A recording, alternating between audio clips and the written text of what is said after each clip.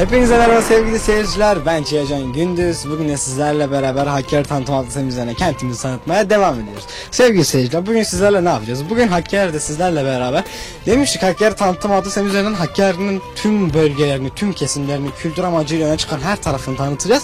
Ve büyük bir değere sahip olan Hakkari ilimizde köylerdeyiz.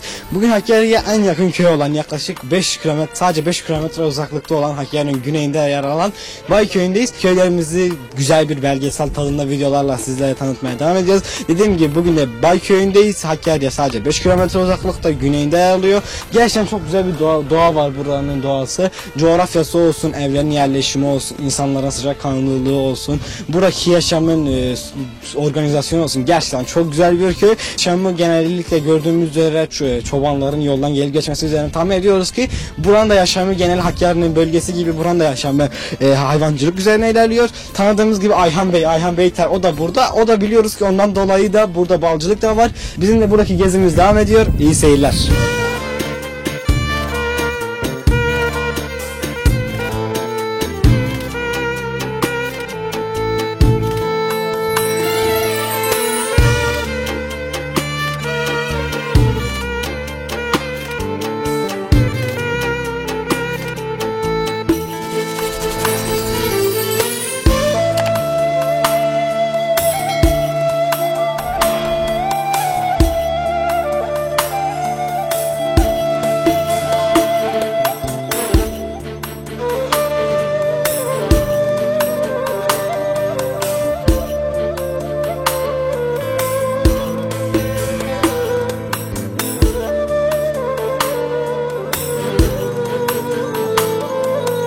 Sevgili seyirciler, az önce de dediğim gibi Bay köyündeki gezimiz devam ediyor. Gerçekten güzel bir doğası var, güzel bir yaşam sürüyor burada. Biz az önceki açılışta demiştim ki buradaki yaşam genellikle hayvancılık üzerinedir, yazın tarım üzerinedir. Bir tane köylü arkadaşımızı, bir tane köylü abimizi bulduk. Onun yaşamlarını, onun nereden gelip nereye gittiğini, Bay köyünün onun ağzından dinleyeceğiz. Efendim, öncelikle nasılsın? Teşekkür ederim. Siz nasılsınız? Eyvallah abim, adım ve soyadı. Nadir. Çiftçi. Nadir abi, bize köyü anlatabilir misin? 80 aradı zaten. 100'e yakın hanadır bu iki. Geçmeyi de yani arıcılıkla hayvancılık. Ağırlıkta koyun. Yani 1000-2000'e yakın koyun var. Yazında yaylaya çıkıyorlar yukarı. Yani onun da geçimi genelde onunla sağlıyorlar. Yazın genelde 5 kilometre yukarıda zebze ekiyoruz. Yani %70-80 diyebilirim. Geçimimizi oradan sağlıyoruz. Kendin üretiyorsun, kendin kullanıyorsun. Tabii. Adnan, diyorsun ki 5 kilometre yukarıda birçok yaylada çiftçilik yapıyorsunuz. Hangi atları nelerdir, hangi yaylalardan? Bir de testere dağları diyorlar yukarıda. Sevgili seyirciler, zaten sizin de gördüğünüz gibi Hakkari'nin genellikle coğrafyasından bahsederken dağlardan bahsediyoruz. Bayköy'ünde Testere Dağı'nın Testere Dağı da dikkatimizi çekiyor. Testere Dağı Bayköy'ünde zaten büyük bir önemi var. Zaten herkes biliyor, Katto Dağı'nın da devamıdır. Bayköy'ün önüne bir siper olmuş bir şekilde gözüküyor. Nadir abim, son olarak bizden bir arzun, bir isteğin var mıdır? Teşekkür ederim. Geldiğiniz için çok teşekkür ediyorum. Sağ ol. İşte bu iki böyle. Teşekkür ediyoruz vaktini ayırdığın için. Ben teşekkür ediyorum. Hoş gelmişsiniz. Sağ ol. Sevgili seyirciler, size dediğim gibi az önce gerçekten büyük bir tarım var burada. Tarıma örnek olarak da Nadir abiyi yakalamamız, onun hakkında, onun bir çiftçi olarak bize anlatmasını gerçekten biz de çok mutlu olduk. Hem drone'la üstten hem de yerden kameralarımızla gerçekten güzel bir belgesel hazırlamaya çalışıyoruz sizinlerle beraber. Görüntülerimiz ve gezimiz devam ediyor. Şimdilik görüşürüz.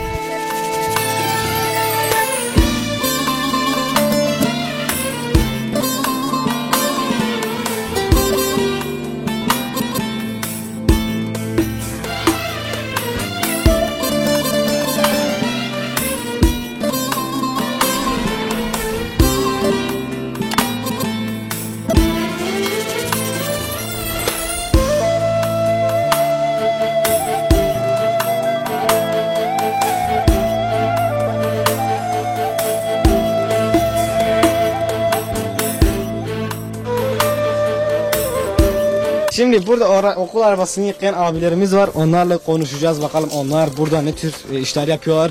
Onların yaşadığı zorluklar. Onlardan dinleyeceğiz aslında Bayköy'ünü birazcık. Abi öncelikle kolay gelsin. Teşekkür ederim. Hoş geldiniz. Abi ne yapıyor? Nasıl gidiyor? sağ olun, iyilik. Vallahi ne yapalım? Pazar günüdür, ne yapalım? Arabalarımızı yıkıyoruz. Abi senin adın ve soyadın?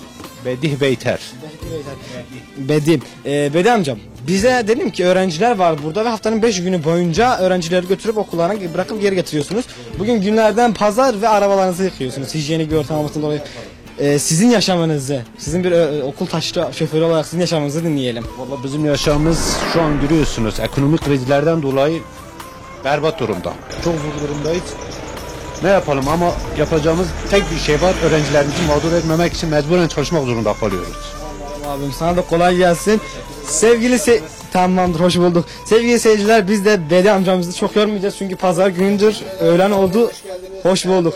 İdris abi, sonbaharda öğrencilerden aldığınız para ve o zamanki benzin giderleriniz, o zamanla hesapladığımızda şu anda ne durumdasınız? Ekonomik durumunuz nasıl?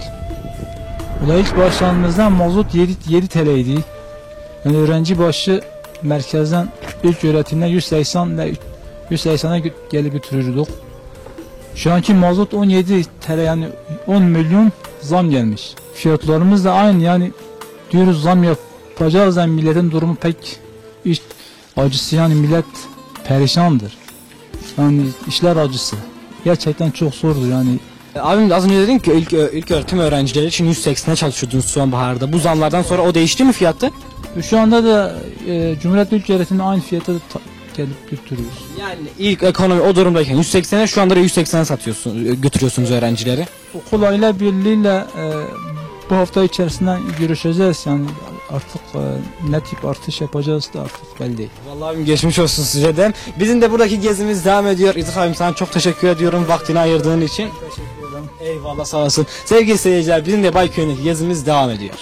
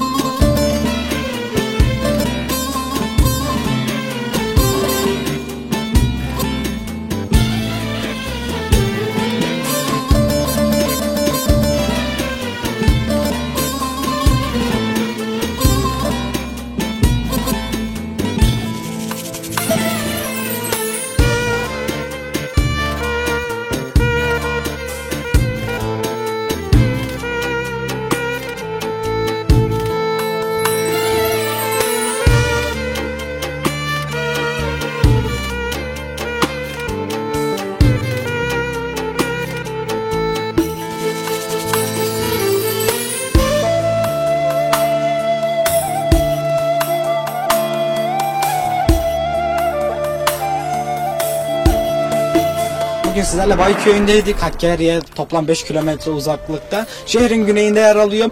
Biz de şu anda röportaj verdiğimiz yer Bayköy'ün girişidir. Yani siz de Bayköy'üne geldiğinizde şu anda arkamda görmüş olduğunuz manzarayla karşılaşmış olacaksınız.